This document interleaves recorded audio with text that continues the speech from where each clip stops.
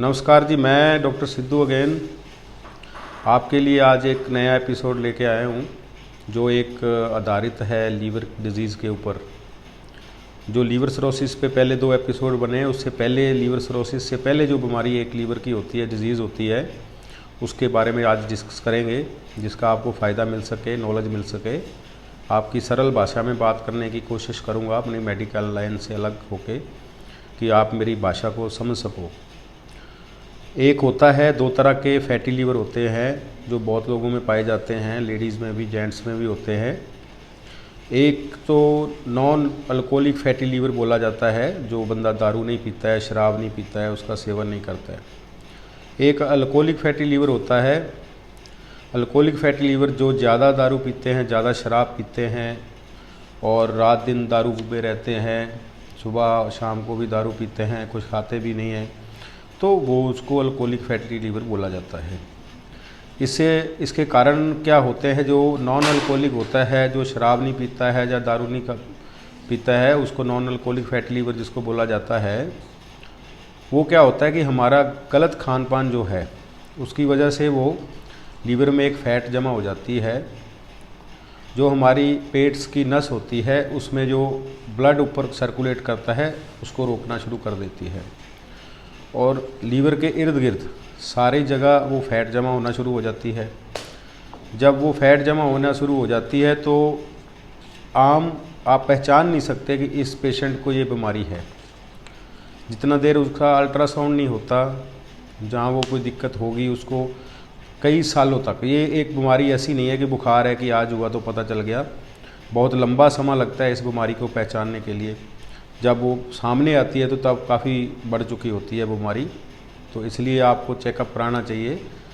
और इसमें कई महीनों से लेके कई दसियों साल लग जाते हैं इस बीमारी को बढ़ने में, जो फैटी लीवर की बीमारी होती है। और एक बार फैटी लीवर की बीमारी जब शुरू होती है तो इसको इंक्रीज़ करना पड़ता है। अपना फूड जो है उसको, अपना खाना और रहना चलना, क्या आप खाते हो, क्या आप पीते हो, उसके ऊपर निर्भर करेगा। उसके बाद वो भी आपको आज मैं बताऊंगा क्या उसके लिए अच्छा है, क्या उसके लिए बुरा है। दोनों चीज़ें आज इस वीडियो में आपको मैं शेयर करूंगा आपके साथ। तो आप पहले बात करते हैं, जो अल्कोहलिक फैटी लीवर होता है, इसमें गलत खान पान की वजह से होता है, और अल्कोहलिक फैटी लीवर जो होता है वो दारू की वजह से होता है, शराब की वजह से। तो इसकी दिक्कत क्या आती है पेशेंट को, जब लास्ट स्टेज में पता चलता है, तब पता चलता है कि पेट में यहाँ पे सेंटर में दर्द होने शुरू हो जाता है, क्योंकि ये अपर साइड पे होता है और यहाँ दर्द शुरू होने लगता है, तो पेन आता है तो पता चलता है। तो जब डॉक्टर के पास जाते हैं तो अल्ट्रासाउंड करवाता है, तो तब पता चलता है कि ये फैटी लीवर 1 ग्रेड है या 2 ग्रेड है। उसके हिसाब से फिर ट्रीटमेंट शुरू किया जाता है। इसके लिए खाना क्या है, इसमें जो नुकसानदेह चीज़ें क्या होती है, जो इससे बढ़ता है, जो ये बीमारी फैलती है, इससे किस चीज़ से ज़्यादा ये होती है। पहला तो शराब हो गया, जो ज़्यादा दारू पीते हैं लोग, और दूसरा एक ईडेड शुगर बोलते हैं जिसको, कई फ्रूट में, कई चीज़ों में वो पाई जाती है, ईडेड शुगर जो होती है, कई लोगों को पता है इसके बारे में। एक फ्राइड फूड जो होता है, तला हुए चीज़ें जो होती हैं, जो हम बाहर से लेके आते हैं, जैसे बर्गर हो गया, पिज़्ज़ा हो गया, ऐसी चीज़ें खाते हैं जो अच्छे तेल में नहीं बनाई जाती है, जिसमें फ़ैट बहुत ज़्यादा होती है। तो वो चीज़ें हम नहीं छोड़ेंगे, तो ये आने वाले समय में आपको हो सकता है कि जो एक ज़्यादा नमक खाना, हद से ज़्यादा नमक खाता है जो, उसको भी ये चीज़ होती है। ब्लड प्रेशर बढ़ता है, जिसका बढ़ा रहता है और पूरा कंट्रोल में नहीं रहता है, तो उसको भी ये चीज़, बीमारी जो है ये हो जाती है। चावल कम खाना चाहिए, इसमें पास्ता कम खाना चाहिए, और रेड मीट जो नॉन वेज लोग हैं वो कम खाना चाहिए। उसके बाद बात आती है अंडे की।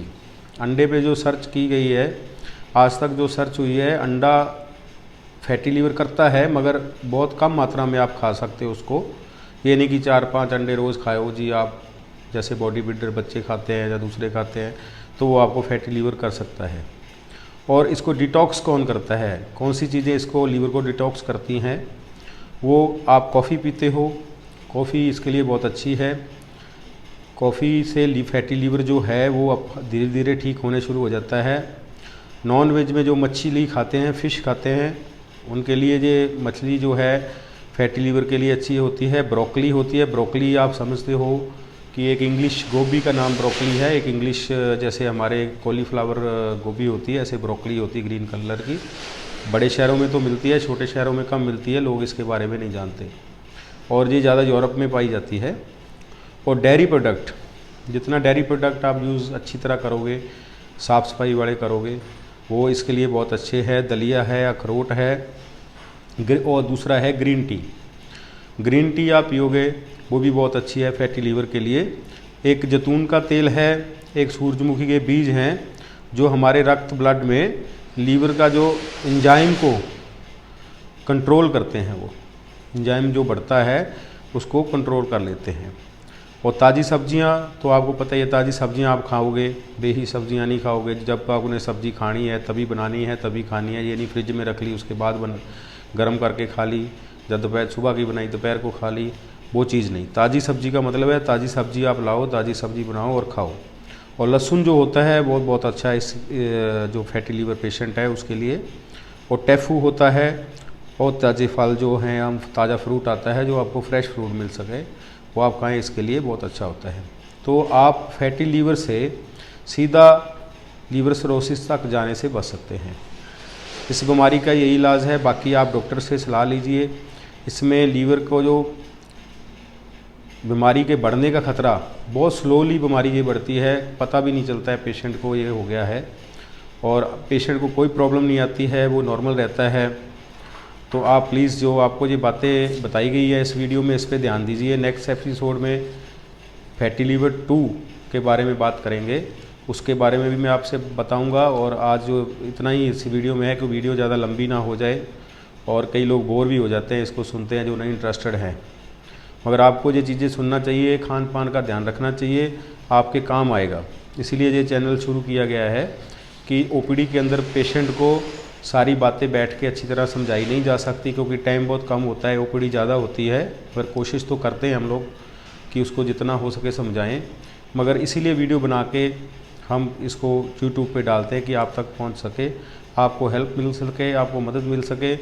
जिस बीमारी के बारे में आप दवाई लेके गए हो उसको जाके आप वीडियो पे सुन सकें और आपको उसका फ़ायदा मिल सके। थैंक यू, धन्यवाद। आप खुश रहिए, तंदुरुस्त रहिए, भगवान से यही प्रार्थना है। थैंक यू, धन्यवाद, मिलते हैं अगेन।